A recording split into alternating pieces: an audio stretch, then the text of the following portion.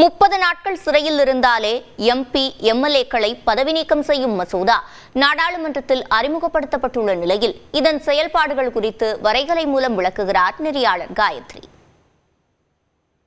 பிரதமர், முதலமைச்சர் மற்றும் அமைச்சர்கள் 30 நாட்கள் சிறை தண்டனை பெற்றால் அவர்களை பதவி நீக்கம் செய்யக்கூடிய 3 புதிய மசோதாக்களை கொண்டு வருவதற்கான முயற்சியில மத்திய அரசு ஈடுபட்டிருக்கக்கூடிய நிலையில இந்த 3 மசோதாக்கள் சொல்வது என்ன அப்படின்னு பார்த்தோம்னா, இந்த மசோதா படி 5 ஆண்டுகள் சிறை தண்டனை, அதாவது கடுமையான ஒரு குற்றத்திற்காக பெறக்கூடிய கடுங்காவல் சிறை தண்டனை, அதற்கு மேல இருக்கக்கூடிய சிறை தண்டனை வழக்குகளாக இருந்தது அப்படின்னா அவர்களுடைய பதவி அப்படிங்கிறது பறிக்கப்படும்.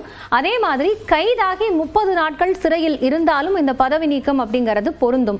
ஒருவேளை அந்த 30 நாட்களுக்குள்ளாக அவர்கள் பதவி நீக்கம் செய்யப்படல அப்படின்னா 31வது நாள்ல தானாகவே பதவி இழக்கக்கூடிய ஒரு நிலை இருக்கக்கூடிய அம்சம் இந்த மசோதாக்கள்ல வழிவகை செய்யப்பட்டிருக்கு.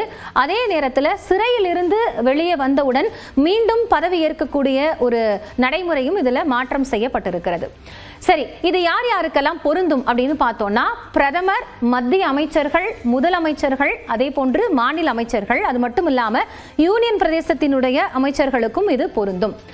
இப்போது இருக்கக்கூடிய நடைமுறைப்படி என்னன்னு பார்த்தோம் அப்படின்னா, இதெல்லாம் இப்போ இந்த புது மசோதாக்கள்லாம் மாற்றம் வரக்கூடிய நிகழ்வுகளாக இருக்கு.